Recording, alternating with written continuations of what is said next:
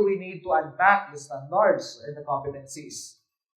As mentioned earlier, if you can remember this figure, this will be the training design, okay, or the training process that we will be having for the next 6 days. So again, we will be having the standards given to us, okay, which we need to unpack to achieve some learning goals. Then after that, we will be also doing some assessment and instruction models that we will try to align if we could have these assessment and instruction models aligned to the standards and competencies set by our CG. Okay, which we mentioned, it should be geared toward the achievement of our goal, both in science and math, as well as in attainment of the 21st century learning. The learning competency is just telling us that the student should be able to describe the appearance of a uniform and non-uniform mixture. Describe lang. But look at the learning competency. Code. Tatlong linggo. So, alam po natin ang difference ng how we can read the code. Tama po? It's science, 6. Matter, week 1. Quarter 1, week 1 to 3. And competency number 1, which tells us only to describe. And we are given how many weeks? 3 weeks. So, ikaw ang teacher. Nasa 3 linggo magde-describe kami. Tama po? We given with this time frame to attain the learning. Can the curriculum can be taught as is? Yung ibang teacher sasabihin, magaling na teacher, describe lang, kaya ko ito isang araw. Kaya ko ito 2 days. But the curriculum guide is giving us, sabi natin, this is the framework of our curriculum, giving us that it should be taught in 3 weeks. So can we really just teach it as is to describe? Okay, so that those would be the reasons why do we need to unpack this learning competence. So how unpacking help teachers? Okay, so as teachers, unpack the component, knowledge, and skills required by a standard statement, they better understand the learning expectations and can more clearly accurate those expectations to students and parents. So as teachers, okay, while reading our curriculum guide, it should be clear that we need to unpack those heavy competencies. Okay, so there should be a session only on figures. Then the student would learn what is a figure. There could be a session only for shapes. Then the students were able to learn the shape and difference between the figures and the shape, and so on. Just the same with unpacking the uniform and non-uniform. You can have it extend to 3 weeks by having minute or smaller details onto your uniform and non-uniform substances. Okay? For our learning, okay, sabi dito, for the students and parents to better understand it, or simply for our learners, have as well, okay, know of our learning expectations to them. Ayan. How will the different terms be reconciled? What may happen if these terms are not clarified? Ano mangyayari po kaya pag hindi natin clarify itong mga terms na ito? Si teacher, iba ang kanyang knowledge on object, iba ang kanyang knowledge on figures, and another teacher will be of different idea of shape. So, hindi na masusunod ang ating building code. Tama po? So, kung yung isang teacher ginawa lang yung 1 week, isa 2 weeks, tumalo na sa next learning competency, hindi rin nasunod ang ating Bible. Sabi nga ni Sir, the Bible of our delivery of instruction. So, there are certain steps, procedures that we can follow to unpack our competencies. Okay, we first have number 1 of the steps is to clarify ambiguous and reconciling conflicting terms in the standards or competencies. As mentioned earlier, you can have a session only on figures, shapes, then objects. And you clarify that, okay, into your unpacked competencies. So from heavy competency, you can unpack it into similar or smaller competencies, attaining the differences of those ambiguous terms. Yeah. How about this one? How do the competencies and standards connect each other? Sabi natin kanina in our discussion, content and knowledge goes side by side. So if you have the content standards, the things that you need to teach to the students, there's also a corresponding performance standards that they would show, the students would show their learning or understanding of what they have learned or what the teacher have taught them. But look at this. There's a content standard. There is a learning competency, and the learning competencies are geared towards the content standards. But how were the students, or how the students display their understanding? There is a blank performance standard to that.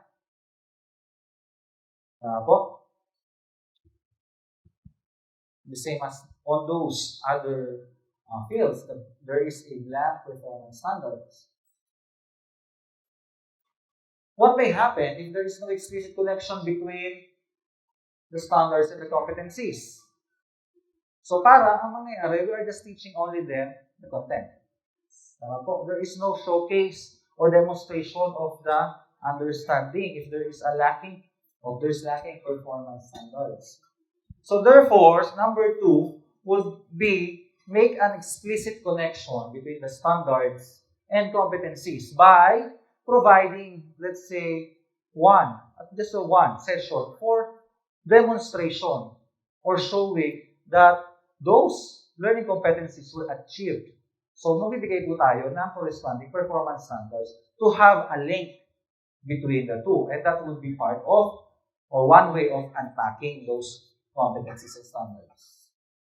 Okay, so let's have this kind of diary curriculum map. So if you would be looking into the column title, so you'd have the unit topic, the standards, the competencies, assessment, activities, and resources. And you see there arrows connecting them. So what does it mean? Connections, relationships. So your standards, content, or performance standards, okay, can be attained through the competencies. So dapat yung ating competencies would be of the achievement of your standards, both standards. How can you do it? Or how can you measure it? Through the use of assessment. Okay? So those assessment type would now be the measure of achievement of your learning competencies. Okay? But in the process, you need to expose the students into certain activities para ma-achieve niya yung competency na yun. So those that would be now your activities. And finally, what resources, material that you would be presenting to the students to achieve that competency. So ang nakalagay sa ating CG is only those content standard and the competencies. Assessment, activities, resources are not identified. So it's now the task of a teacher to identify this and make sure that all of these are aligned. And that's also one of the reasons we do the unpacking of competencies. Showing this. Okay? So you have number 1, performance standard with the corresponding competency. Okay? But for number 2, performance standard, nagkaroon na ngayon ng gap. Okay, nagkaroon ng widened gap between the competency or rather standard. Then for that, so again, it's science, A. Pag math, it is M, A. Okay, then the next would be the ES. This would be the domain, the earth science, biology, earth science, earth and space, second quarter, that is week, fourth week competency number 19. Okay po? So yung earth and space, that's the domain. It can be interchanged or it can be changed to other domains. So meron tayong matter, first quarter. We have the living things and the environment, second quarter. Third quarter is force and energy. Force, motion, and energy. So that's for science. Sa math po, ano po bang differences ng domains ninyo? Numbers, yung kanina natin pinakita, numbers yon. Sets. I think yung sa goal kanina, yun yung mga maliliit na figures doon. Okay, so you have your own, and I know you know that already. Okay, so what does it mean? So it's just telling us the time frame. Okay, as mentioned earlier. So look at this. A to J. Lahat sila A to J. Tama po? Sa attainment ng competency na yun, you can attain that in A to J. So how can you address this in a holistic view that in 10 weeks time, you were able to attain all of this learning competency? Hindi man lang ginawa yung una, week 1, week 2 yung pangalawa. But it has given already the time for that A to J. So it's up to you now to decide. Okay, how many weeks or how many days you're going to consume for each of the learning competency. And that is also one of the use of the unpacking technique. What would happen if the time budget is not established? Ano mangyayari po kaya pag hindi natin na-establish ang time? Because these were the one that would give us a guide on how much period we are going to teach that learning competency. Paano pag walang time element sa ating competency, what will happen? You may not be able to cover everything. Si teacher magaling sa isang competency, tinuro niya maraming araw. Si isang teacher, hindi masyadong magaling, nilagpasan. Tama po? And that's what happened in the field. So this would give us guide on the number of days, or weeks that we could let our students experience or develop these competencies. So number 4, identify the budget of time as suggested by the learning competency tool. Okay po, so that's 4th unpacking step or technique. So we can have all of this technique used into one for your activity later. So again, number 1, you can clarify ambiguous terms. Second, you give explicit connections.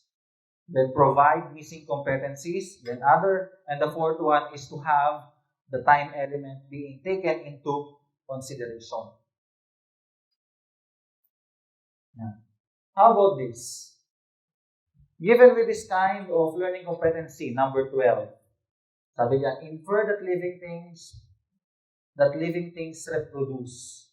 This is science grade 3. Yan. Ang tanong dyan, how will students at this level do this? Infer. We know in the science process skills, infer is on the intermediate level. Tama po? But it's just grade 3. So parang observation pa lang ang meron dyan sa mga students natin. It's more of observation. Yeah. But it is 2 weeks. Yeah. So it can be answered by the time frame. But, having only the word infer there would be a heavy term. So we could give some unpack or subtask activities that would lead that the students could infer at the last level. Okay? How about this? Identify observable characteristics that are passed. How many at this level? So, mag-identify daw tayo ng characteristics that the parent can pass on to the offsprings. 1, 2, 3 characteristics. How many? Tama po? Ito yung tinatanong natin. So, if we would be delivering this into our actual classroom lessons, a teacher would give only 2 kasi 2 lang ang alam niya. Another teacher would give 1 kasi 1 lang alam niya. Another teacher would give 3. Okay? So, it now be on the observation or on the prerogative of the teacher. Ganun po ba yun? So another step or another technique of unpacking is to break down in explicit terms the coverage or the process involved in the standard or competency. Kanina inferred for grade 3, it is quite difficult for the grade 3 student to infer right away. So we can unpack it into certain little competencies, explicit terms, in such a way that at the end they would attain inferring. Just the same on the number of observations. Perhaps if that is 2 weeks, so 1 day, 1 observable characteristics until we can get all of those observable characteristics. Okay, and that could also happen in other quarters. Ayan. And in consideration of our unpacking, okay, you should be aware of the K12s spiraling of science curriculum. In the math, which is spiraling ba? Tama? Because this is one of the key features of the K12 education, or basic education. So we know if it is spiral progression, so what the student learns on the grade 3 will also be learning on the grade 4, 5, 6, and 7, but of higher level. Okay? Let's say from general to specific, from what the learners can immediately see in the environment. You start from there up to very specific. Okay? Let's say you discuss reproductive system in grade 3. So, ang pag-aaralan lang nila is yung observable characteristic that can pass on. Hindi pa nila pag-aaralan yung parts of reproductive system because it's quite complex. It would be on the higher level. Just the same with the other fields or domains of physics. That's also one thing to be considered, that when we unpack, we should know the competencies being offered in the higher level so that we would not be crossing the line between the two. We may have this recall of this subject because one of the principles in spiral progression of the curriculum is the student be exposed repeatedly to the learning experience. So we can have a lot of recall to the previously learned principle. But we should not go beyond what is in the curriculum guide. Ayan. What kind of content progression may be uncovered in the science curriculum guide? Ayan. So let's show this. So you have the sense organ, external parts. Okay, so nag-start muna sa grade 3. Let's see now the content progression because you are following the spiral progression. Sa grade 3, what is only being studied is sense organ and external parts. Kasi ito nga po yung immediately seen by the learners. Tama po? For grade 4, it leveled up to the major organs. So from the sense organs, the eyes, the sight, the smell, and so on, with now the major organs internally of the body. Then now, for grade 5, we could have the organs of the reproductive system, focusing on that system, reproductive system. Then on grade 6, organs now focusing on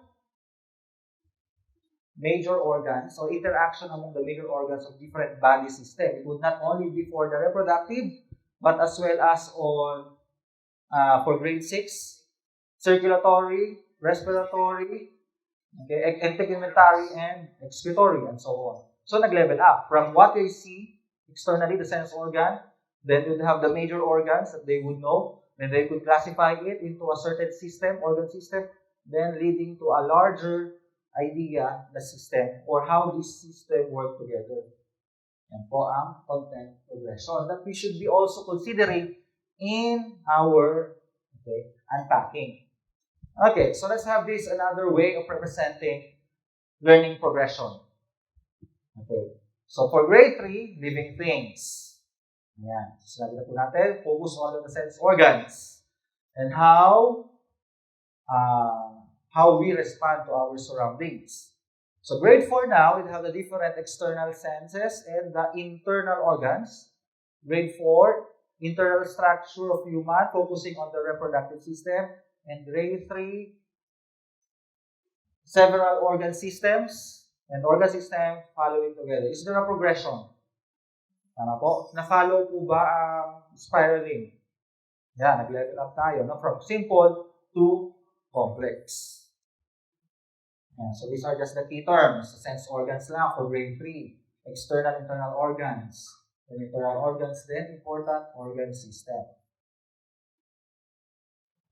Yan. So those are some of the techniques that we will be using in unpacking. So ilan na po? 6? 5. Sige po. Later we will have to show how are these being used. So before that, let's have now. Okay, so this is an example of unpacking the curriculum or unpacking the competencies.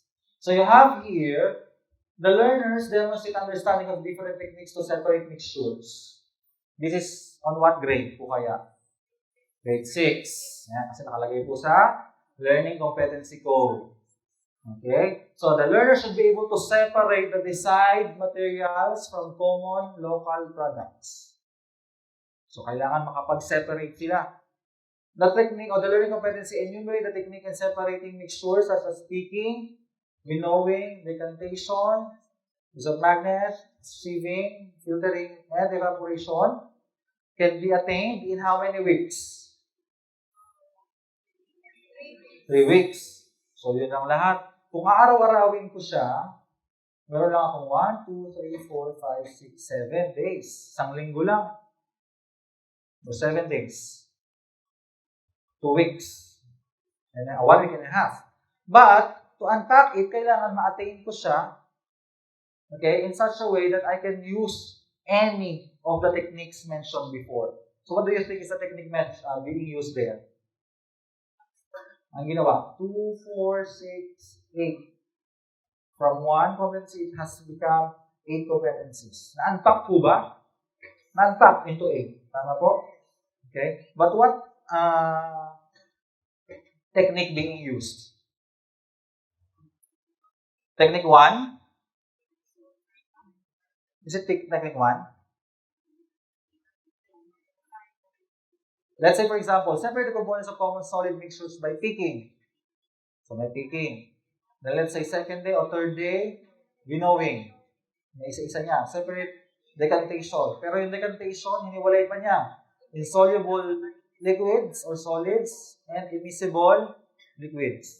Ayan. Dalawa na niya. Then, separate the components of common solid mixture containing magnetic and non-magnetic material. Separate insoluble solid from a liquid using filtration. Demonstrate how soluble solids is separated by or from liquid using evaporation. Natin po ba lahat? Okay. On the last one, demonstrate how simple mixtures, fine and coarse particle solid, perhaps ito po yung pinag-combine ng lahat. The student were able now to choose which one is best in separating mixtures. Tama po? Which could be now leading to the attainment of the performance standards because it's a demonstration already.